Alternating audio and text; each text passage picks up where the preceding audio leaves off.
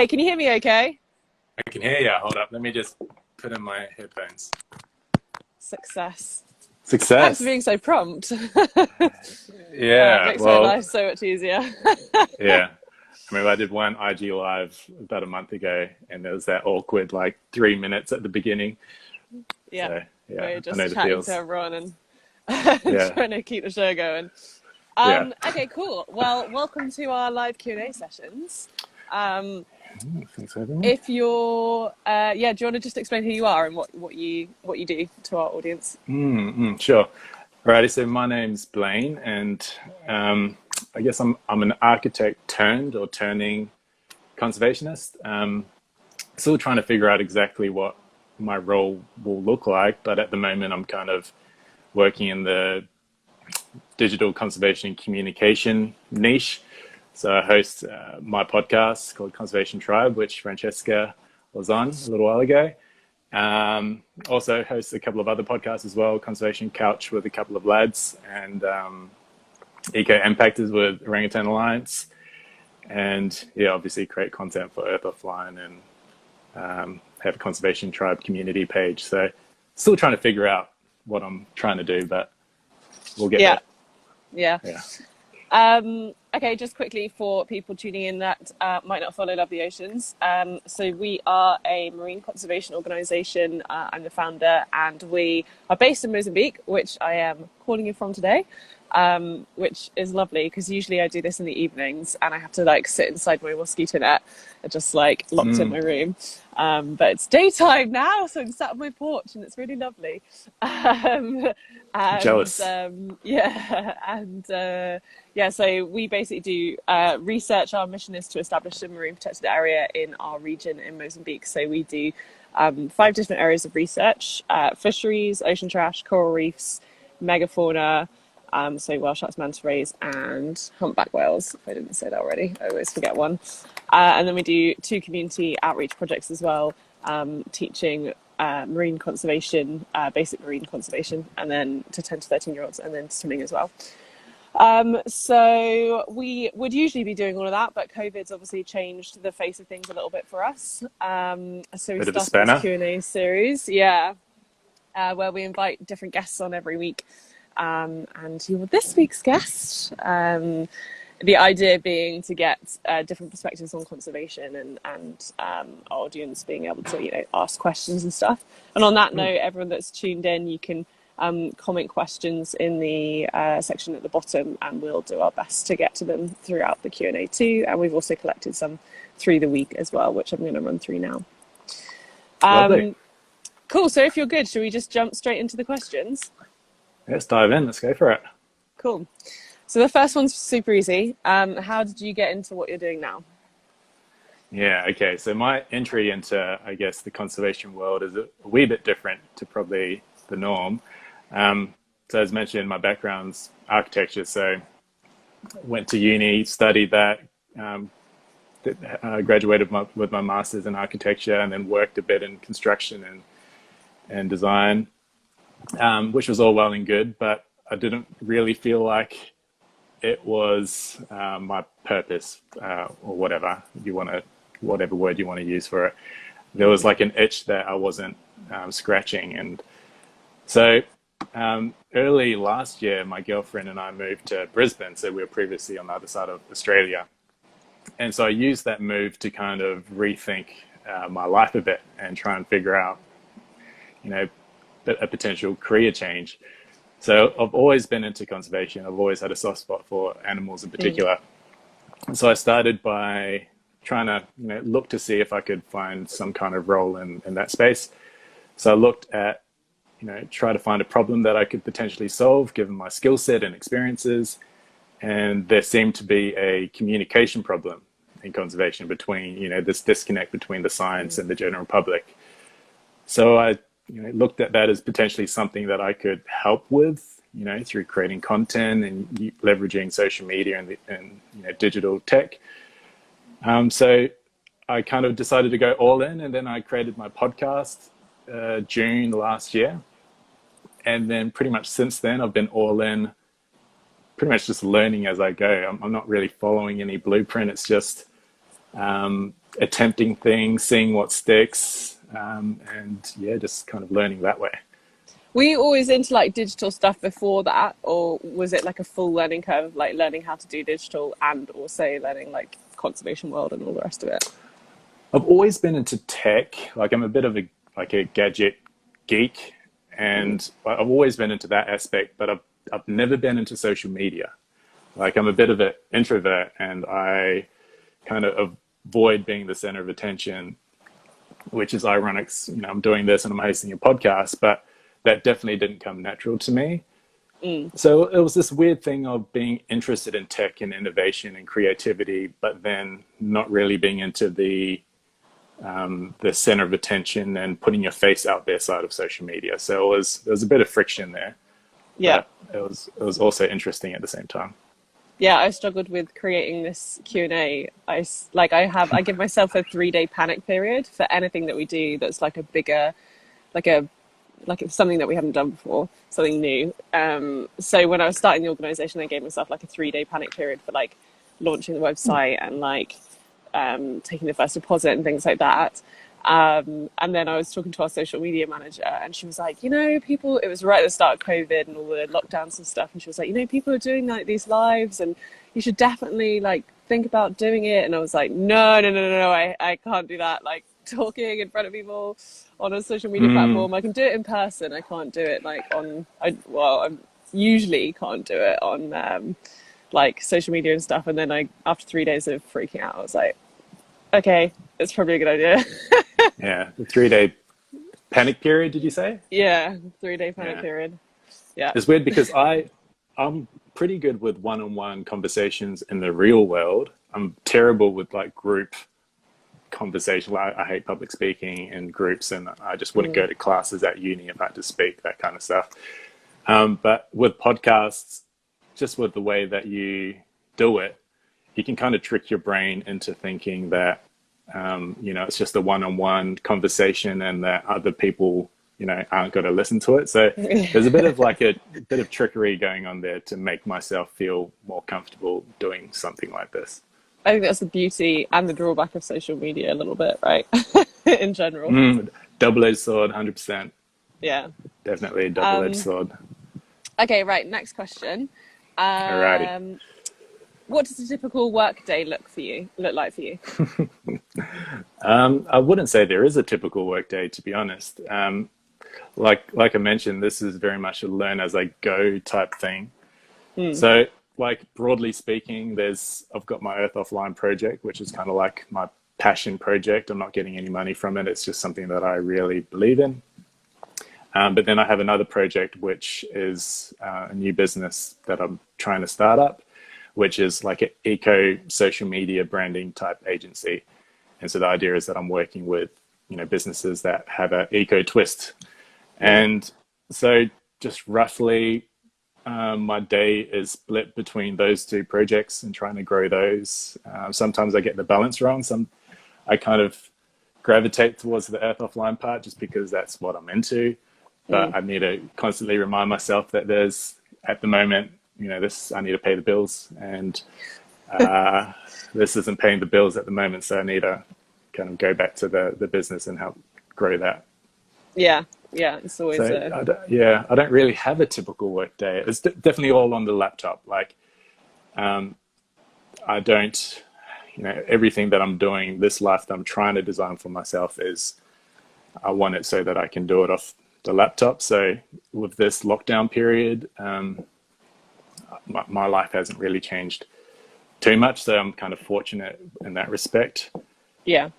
But yeah, I don't really know how to answer that one in an interesting way. Well, I think people get confused because like I think conservationist means a lot of different things these days as well. And people look at my job and they're like, wow, you must be outside all the time. And I'm like, actually a lot of it is on the laptop. Like it's a lot of like admin work and sending emails, and as a scientist as well, it's a lot of like data processing and sitting in front of a laptop. So it's not necessarily out and about all the time as well. And for you, it's a lot of like interviewing. You must get to meet quite a few people, like really cool, interesting people. Yeah, 100%. Like I mentioned, my first podcast was June last year. And Yeah. at that point, I knew zero people in the space. Like, I knew architecture people from uni. I don't have a science background. I don't have any friends in the space. So it was quite an intimidating thing starting a podcast with no conservation experience yourself, and kind of interviewing people that know a lot more than you. But in saying that, I've learnt a shitload or a heckload in this 14, 15-month period. So it's Yeah. cool. It's Yeah, I cool. think also like I think because I have a very specialized area of expertise, so all the people that I bring on here like usually know obviously way more about their subjects than I do, and I think that there's no like I think it's lovely to learn from people and like it's so nice to like meet people and learn like their Mm. area of expertise and like their point of view and stuff like that, and it's so important to share that. Yeah, 100%. I'm definitely coming from that angle of, I'm not an expert, obviously. I'm not trying to pretend, but like, I'm coming from that angle of I'm really interested in this. You obviously know a lot more than I do. I'm gonna like listen to you and take notes, and Yeah, that's literally what I do. So, yeah, and it's pretty cool. I'm into this, so it's like fun for me as well. So, Someone's just said, "Are you near the ocean? Can we see?" I'm gonna try and show you my view. I've got my washing hanging out, so it's not like the most angelic thing ever. But that's my view, and you can spot whales over there nice. as well. You can actually spot whales from the shore. Yeah, that's why I get really distracted when I Damn. do calls from here because I'm like, oh look at the pretty whales as I'm like mid sentence, lose So concentration. jealous. Right. Okay. Sorry. Okay. So next question was, how do you get ideas for your podcast? Okay, a couple of places. So just naturally, I guess if I'm on Instagram and I stumble upon, a really cool account or an interesting idea or concept, I note that down. So if it's a profile, I take that URL and then I chuck it in the app that I use to organize my life, which is Notion. And I just pretty much build up this bank of potentially interesting podcast topics. So that's one way that I get ideas, and another way is, I guess I hop on Google and just search and see what other people are searching for, and get ideas that way. But to be honest, most of the ideas have stemmed from, engaging on social media and just speaking to people, and they'll be like, "Oh, have you heard Yeah. about this?" I'm like, "No, I haven't." I'm gonna look into it, and then I add that to my podcast idea bank. And yeah, that's how I compile all my ideas. Yeah, I think people underestimate like how much reaching out to people just on social media platforms. Everyone's so available these days, and everyone's just like a few taps away. That it's actually quite easy to just reach out and make a connection.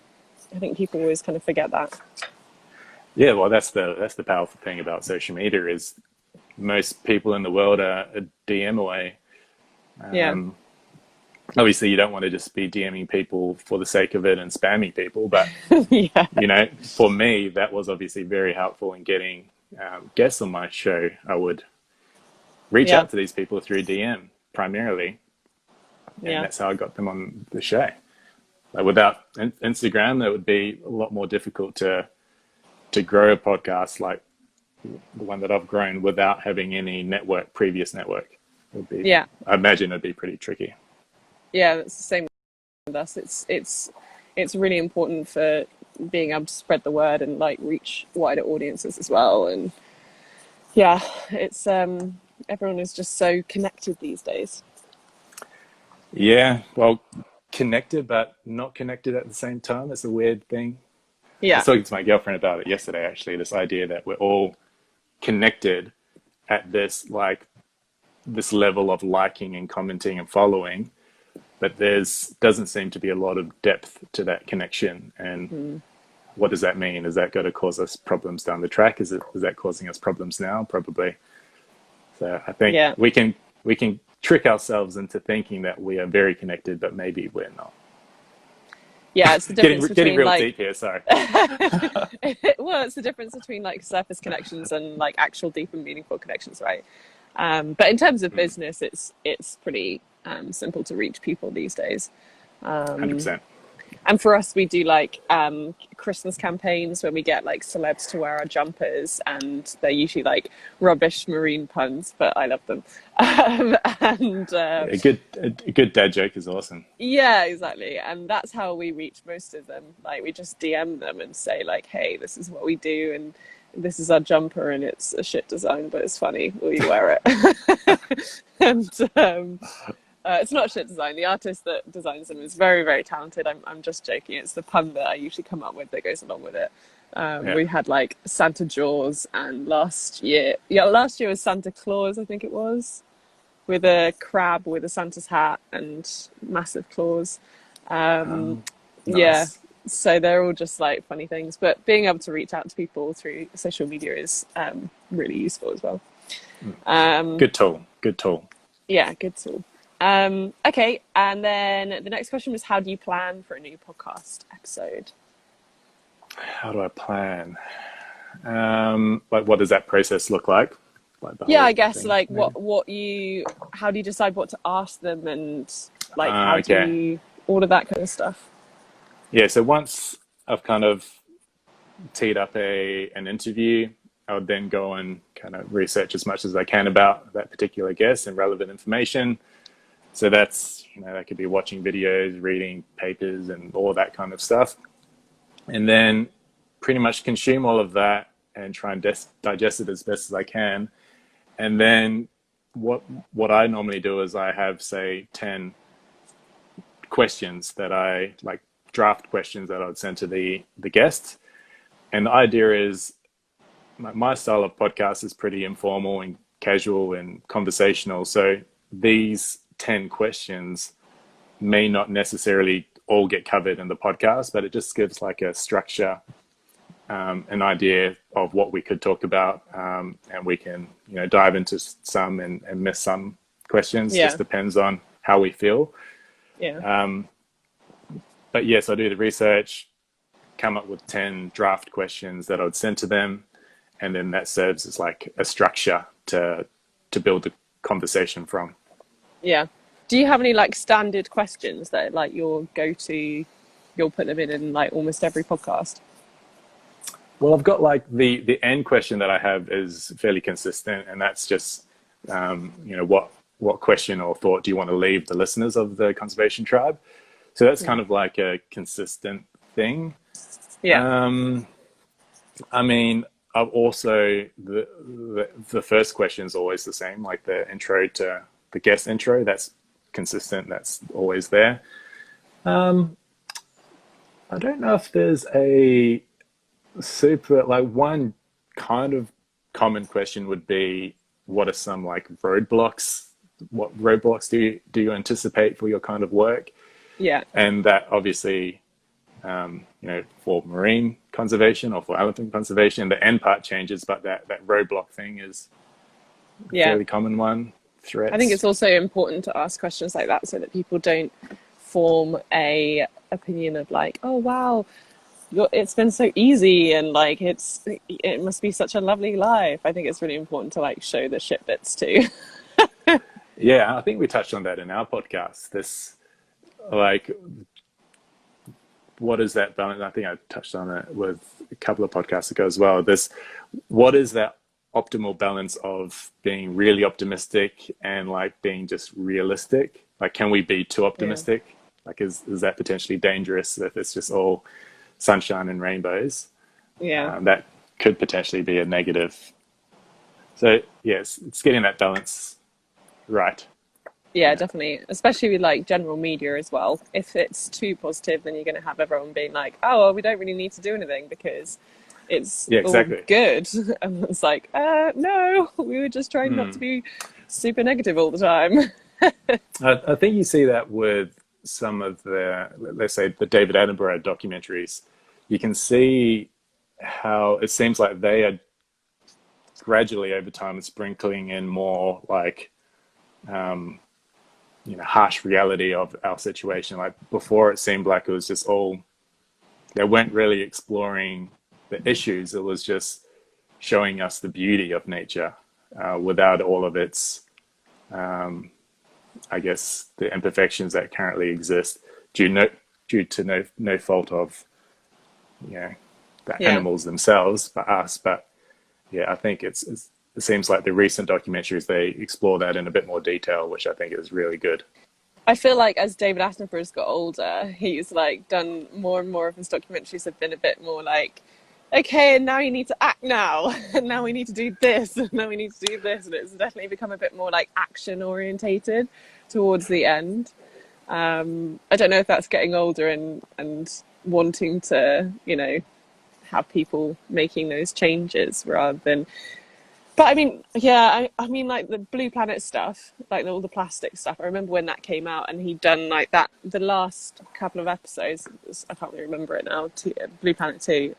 The last like few episodes were really focused around like plastics and stuff, and they had like the whales, which potentially had died of plastic consumption and things. And I remember going around because, like, when I'm in the UK, I have to go around and do talks at like universities and schools and stuff. And I remember going around the universities and schools, and everyone was talking about it. Like, every single place I went, they were like, "Oh, and what are you doing for plastics?" And that's such a useful tool to be able to have that kind of platform, and then get people talking about the issue on the larger scale.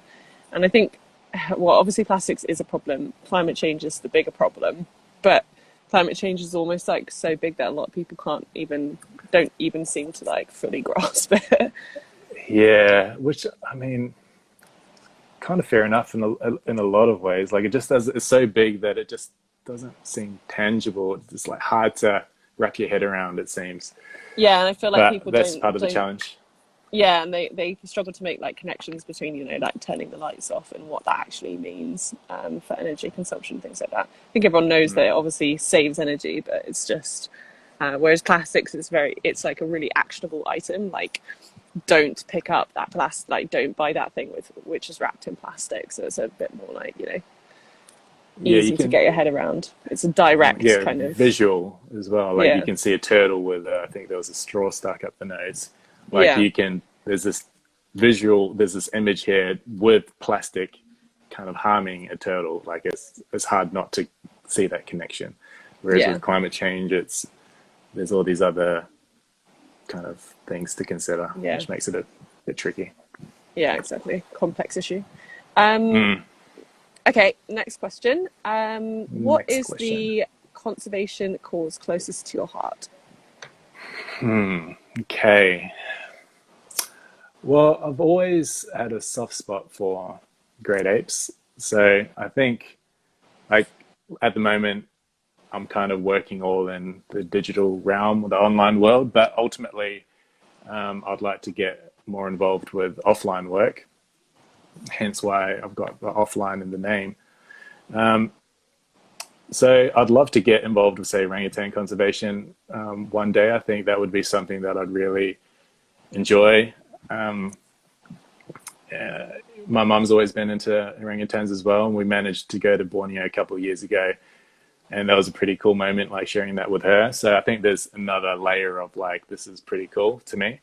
Yeah, So that's from like the emotional level. From a practical level, I'm kind of interested in the idea of making conservation like more accessible to everyone. Like me coming from like the outside almost. I'm interested in this idea of, you know, lawyers and doctors and all these other industries and professions that may on the surface not seem like it can be directly linked to conservation, but how they can contribute some way, because yeah, everyone can literally contribute, and it's not just scientists that can contribute. So I'm quite interested in that angle. From that's more a practical level, but yeah, I'm into that part as yeah. well. I think that's so important. Like the emphasis that loads of people can get. You can get involved from like any background that you're from.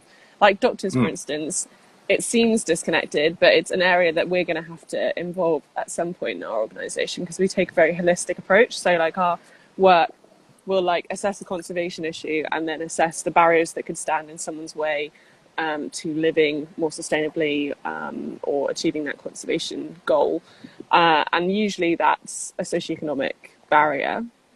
And so, for instance, our swimming lessons. So we teach swimming, and the kids, once they've learnt to become, well, once they've learnt how to swim, basically, and they get into our advanced classes, we offer them the opportunity to become what we call an ocean conservation champion. They can do further qualifications. They can do their diving, their surfing, and that helps them get a job, and then they become ambassadors in the community as well.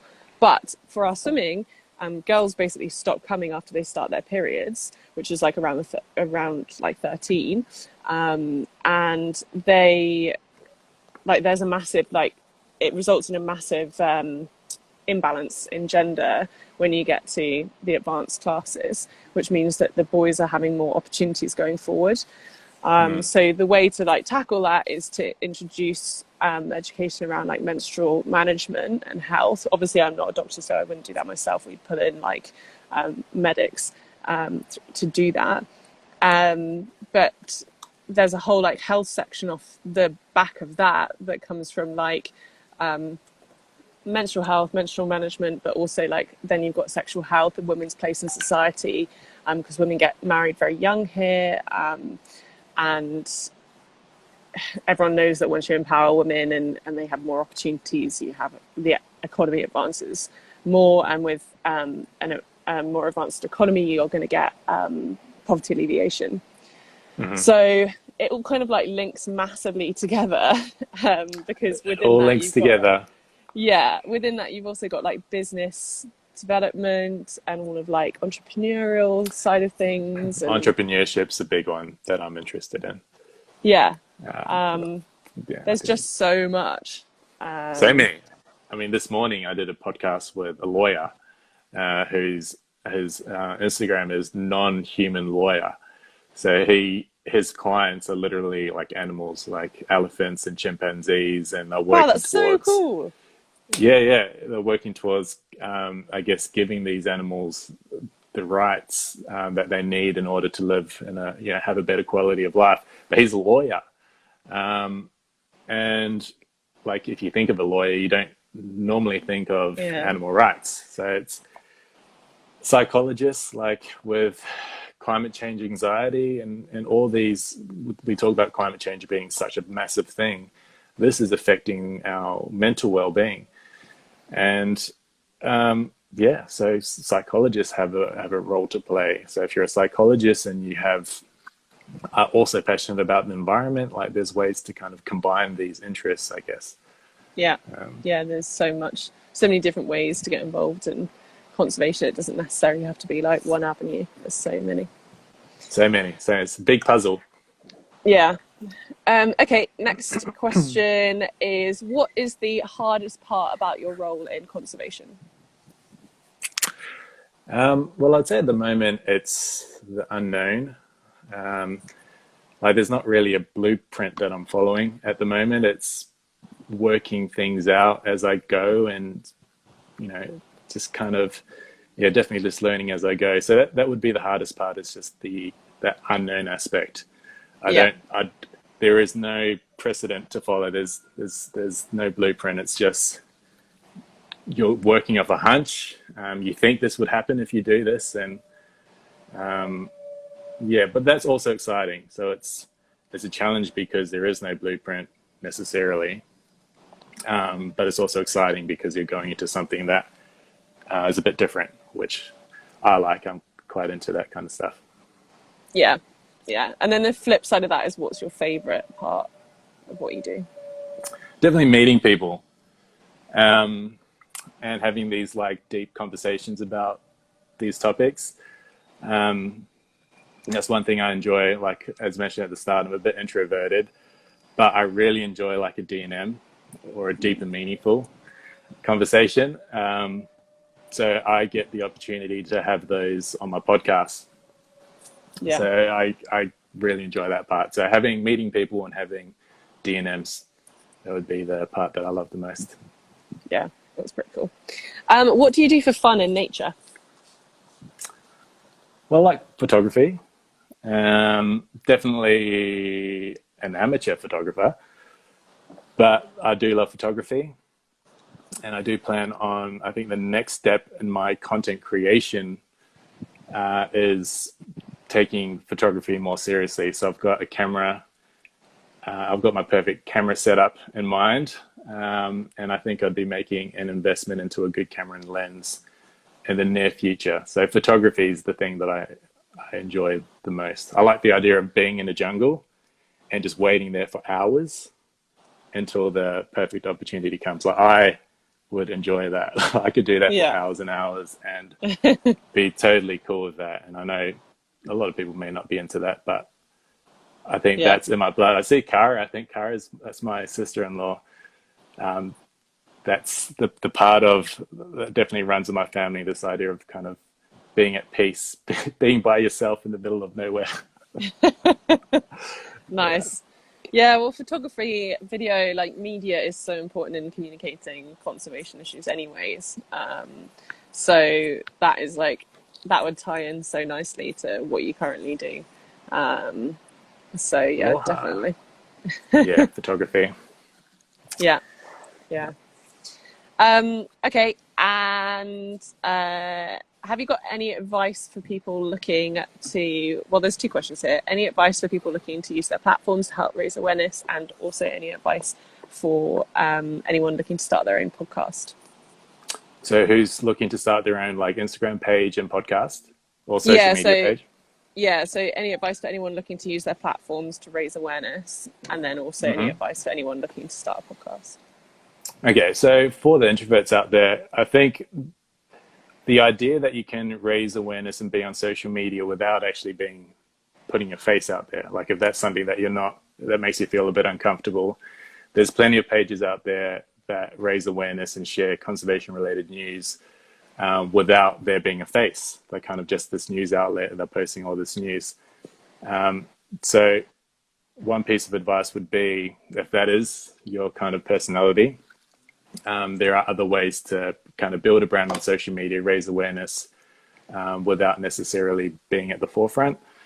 And saying that, for those that don't mind that, I think there is, obviously you can do the same thing and put yourself out there doing stories like this. That is really good for brand growth. Putting your face out there and being vulnerable and authentic on stories. That's something that I'm trying to do more of. Like, I Yeah, think of this page, I've grown my page for a while now, and the videos that I've recorded of myself are like less than 10. But I'm trying to push that. I'm trying to push that comfort zone a little bit, just because I think that's really important in growing your brand, is creating this like connection with your community. yeah. So community is a tip. Podcasts. I don't know. I mean, you can view podcasts just like blogs. They are, I guess, the new type of blog, and you can blog about anything. You can be as niche as you want with your podcast, or you could be quite general. Mm. But the biggest advice, I think, would just be to just start. Like, if you feel like there's a message that you're trying to get out there, just start it. Just post the podcast. You've got to feel a bit crappy at the beginning, like no one's listening to it or whatever. But that builds momentum, and it just gets better with a bit of time. So just Yeah, starting. yeah. Yeah, there's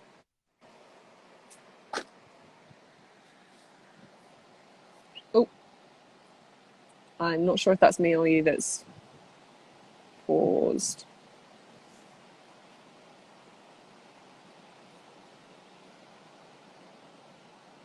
Can you guys still hear me? Can you hear me? okay. I Sorry, can I've hear just you got now. cut Can you hear off. me? Yeah, yeah, yeah. Was that you or me? I don't I know. have no idea. Anyway, we're back. We're back. Yeah. You were just finishing up your tips, I think. I just missed With the end there. podcasts. Yeah, I think um, like I could do a whole episode on tips, but I think the biggest thing is just to take that leap and just start a podcast. If you feel there's this little voice inside of you saying, I'd love to start a podcast, then start a podcast. Yeah, So that would be my advice. If you have this little voice saying, I want to start a podcast, then just do it. There's an app called Anchor. Jump in and do it. There's an app called Anchor, which is free, and it allows you to host the podcast and distributes it to all the platforms for free. Oh, wow. You can even record on that app, so you don't even need like a fancy microphone or anything. So that's a good, easy option to get started, and it's free. Yeah. So that's pretty good to go. Yeah. Okay, cool. That's the end of the questions that we were submitted. A couple of questions came through. If anyone listening, feel free to submit questions now, and we'll do our best to get through them before the end of the session. Someone said something about, here we go.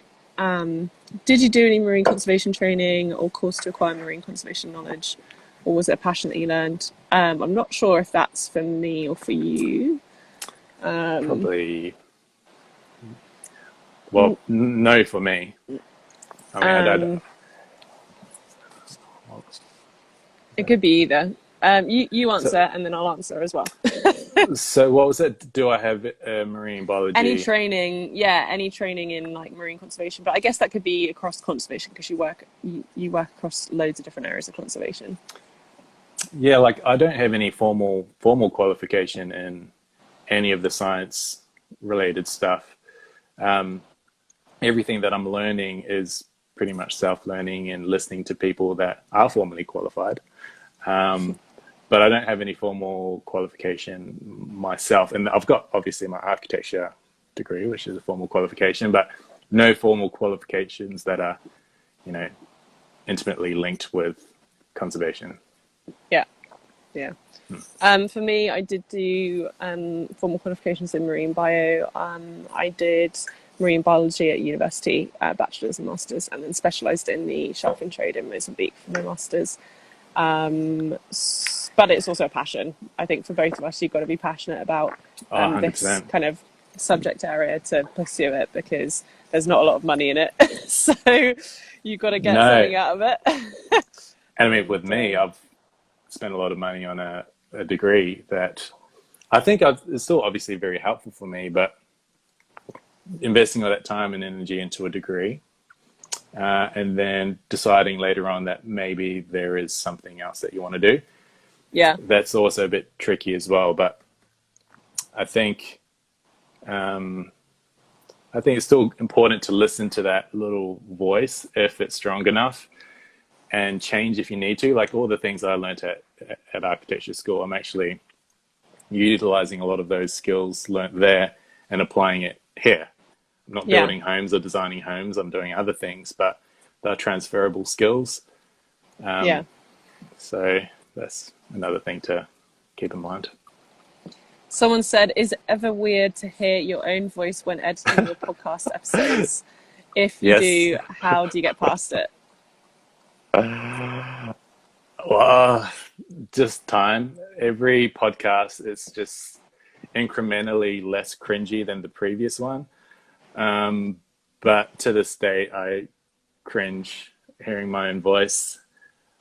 So I don't think there's a perfect remedy to that, to be honest. It's just, I don't think anyone likes listening to their own voice, but it does get... Apart from singers, probably, but I think everyone else is probably...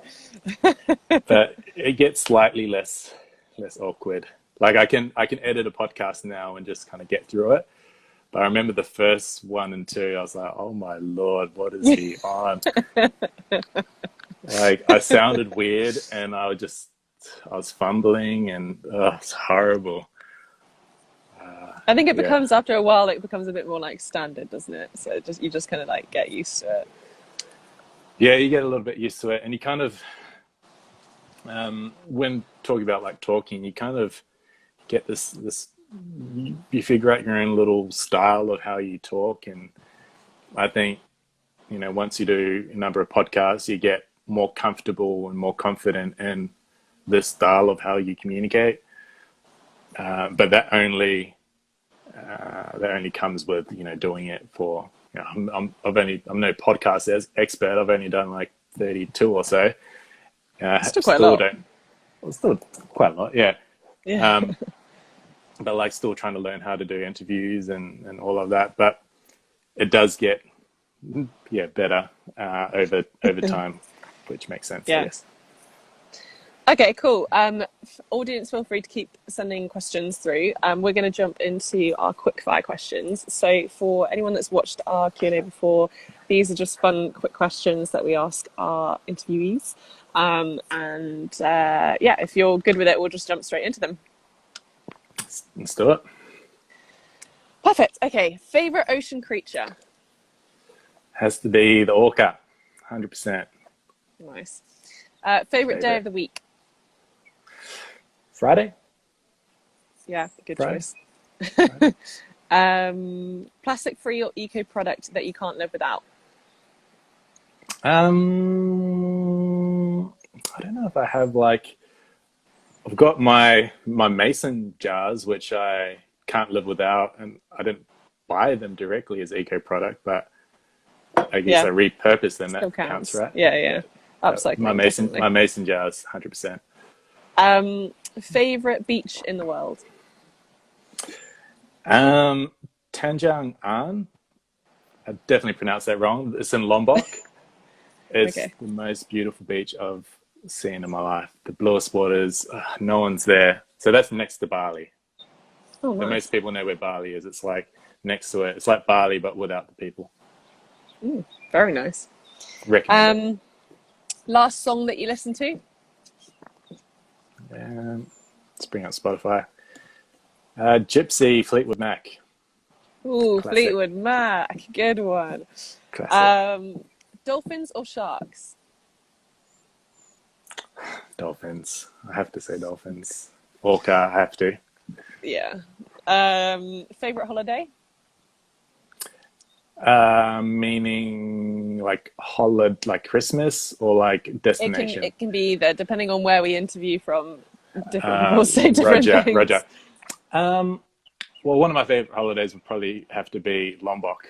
I went there with my girlfriend. Best beaches, climbed up Rinjani, which was pretty epic. So that was pretty cool. Lombok in Indonesia. Lombok. It's probably my favorite holiday.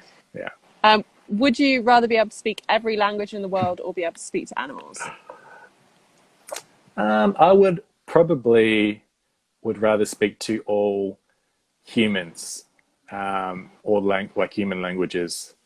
I think I'd like to speak to animals, but I think this is my practical side coming out. I feel like I'd be able to have more of an impact if I could communicate with all humans. Yeah. And one of our interviews actually pointed out that even if you could speak to animals, it doesn't necessarily mean that they'd want to talk to you back. Yeah. So you could be like, "Oh, can you just pose for a photo?" And the animal could be like, "No, bye." That just reminded me. I've got one quick question for you after this. I'll tell you after it. Okay, cool. That you might be able to answer. As a superpower, teleportation or breathing underwater? Teleportation for sure. Yeah. And what book would you take with you on a desert island? I'm not the biggest book person, but my favorite book is Brief History of Time by Stephen Hawking. Nice. Yeah, well, it's one of those books where you read it over and over again, and there's always something that new that you can learn from that. So I feel like I'd take that book for sure. First thing you're going to do when things get back to normal? Well, I'd like to go traveling again. A couple of friends were going to go to Sumatra to film a documentary, and pretty much as soon as we're going to go there, all the airports across the world kind of closed down. So that would probably be something I'd like to do soon thereafter, is go to Sumatra and do that documentary. Is that filming orangutans and stuff there? Orangutans, the Sumatran elephants there, but I think the main thing we're going to try and explore was some of the human-wildlife conflict there. And I've got a friend that knows or has met a couple of poachers there, and just, I guess, sharing their side of the story, because that'd be so interesting. Often they are only portrayed in one way, as you probably know, with the fishermen. There's the media often only portrays one angle, because it Yeah. gets probably get more clicks that way, but there's another angle. Yeah, definitely. I was talking to someone the other day saying that if we normalized telling the story from both sides, then it would become a lot less blame. So I find that like a lot of like conservation issues are blame focused. So it'll be like it's this person's fault or this group of people's fault. And I feel like if media in general focused on telling both sides of the story, you get a lot less like blame issues and more constructive solutions. Yeah, but I mean, how do you incentivize that? That's double Yeah. the workload. Yeah. So unless they're compensated with that financially, but yeah, it totally makes sense. Yeah. The practicalities Fake, of it have yet to be worked out. yeah, but like totally, these are things that we need to think about in the world of Yeah. fake news. Yeah. We have all the information in the world, but a lot of that information is fake news, quite literally. And Yeah. we're just, it's almost like it's just noise, and it's hard to cut through that noise and find something that's worthwhile consuming. Yeah. So, massive problem that we need to fix. So, maybe you're onto something. Maybe. Maybe. Okay. And last question. Why do you love the oceans? Well, one reason I like the ocean is the mystery aspect. There's so much still to learn about it. Like, I think, what is it? We know more about Mars than we do about some parts of the ocean. So Yeah, the deep sea. the deep sea. So I'm quite intrigued about that, is what there is still to be discovered. So Yeah. that part The I mystery love. aspect. The mystery. Yeah. Okay, cool. That's all the questions that I had. What was your question for me? Yeah. So one thing that I always ask myself is, like, when we talk about dolphins and cetaceans, they're intelligent species, and I wonder, what how they communicate. Do they have, let's say, whales and dolphins? Do they have different languages like us humans? Like we have English, Mandarin, Cantonese, Spanish. Is that the same for dolphins? Because with humans, I speak English. I don't speak Chinese, and if I go to China, I can't communicate with the people there because I don't speak their language. So Well, with dolphins, if let's say there was a pod of dolphins in the northern hemisphere that had their own language, and then a pod of dolphins in the southern hemisphere, if they were to meet somewhere near the equator, would they be able to communicate with each other? so I can't speak specifically for dolphins. We study humpback whales, so I know a lot more about like humpback whale song and how they communicate. But if it's the same, which I would assume it's similar, it probably isn't the same, but they're both cetaceans, they both vocalize. I would imagine it's a similar situation. So basically, you have like cultural transmission between pods, which is basically each pod has their own song, which I guess you could call like a language. Language. Yeah. Interesting. Yeah, true that. And that's made up of like phrases and themes, and you can actually like identify repetitive themes, and their song evolves over time and distance. So the songs of one pod last year in this bay will be different to the same pod. Well, it will have evolved. It won't necessarily be completely different, but it will have evolved this year. So it's you won't hear the exact same noises coming from the same pod. So it's not like English in that it stays like the same. It evolves, and the way that it evolves is when they come into contact with different pods, they exchange part of their song with another pod. So I guess it would be like, if I was learning French and then I just incorporated some French into the English language, Jesus, and then that way. and then each pod can understand the other one because they switch part of it. But So you can actually only, like, if they were to exchange parts of this song, surely there would have to be that a common one. theme. There'd have to be like the whale being like, okay, I'm sharing this part of the song, and this is what it means. Like, I don't know. I'm not sure Mind exactly blown. what they're saying, but basically, for us at least, you have like different substocks of humpback Yeah. whales. So we have substock C here, which is basically they come up from cold waters where they're feeding. They come up to us where they're breeding, and they sometimes go past us as well. And we work with NGOs in 5 different countries studying the vocalizations. So basically what we do is we drop our hydrophone, underwater microphone, on the same day at the same time, and we all record what we're hearing, and then we basically compare that. So, oh yeah, actually someone said they speak the same language, but each pod has their own accent. Like it could be like that. We don't know. Like it doesn't really translate into like a language per se. Because it's not. What was that comment? They have the same language. The same language, but they each have their own accents. It could be, kind of. But then, how does that even work? Like, that language has to be imprinted into them somehow. Like we learn language because we learn it from our parents. Like it's very kind of location dependent. We mimic them, blah blah blah. Like we're not born English speaking. You know what I mean? Yeah, like but mothers, calves stay with their mothers for like 2 years, so they learn language they learn song that way at least. And for humpback whales, song is actually only the males. The females make like grunts and like moan noises, and it's not the classic humpback whale song that you hear on like yoga CDs. That's all males, and that's for like courtship purposes. So it's kind of difficult to really, but so what I was saying with like working with different NGOs is that we work in like they're in different countries, right?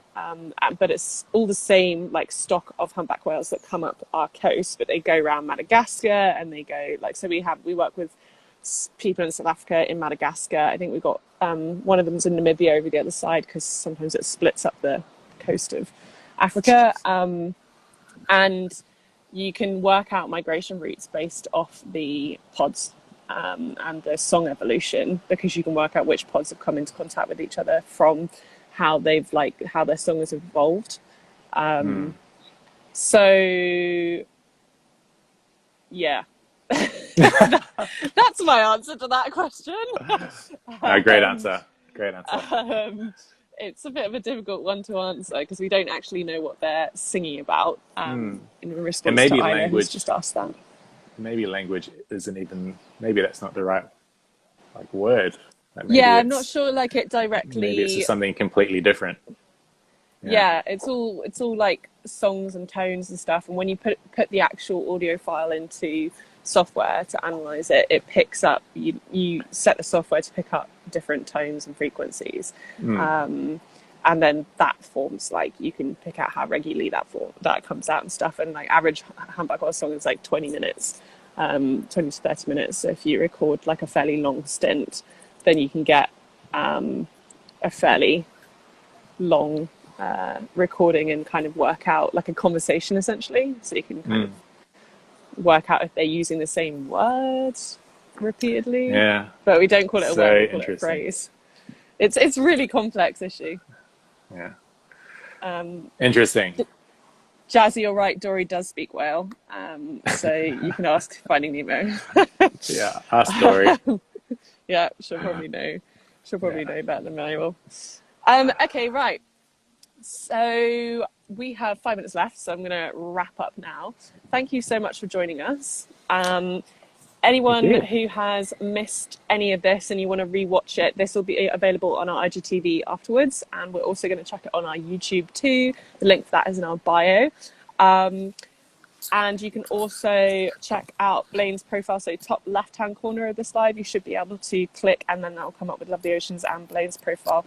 Give us both a follow and support, and you can keep up to date on everything that both of us are doing. Do you have any projects that you want our audience to be aware of that, and keep an eye open for at the moment?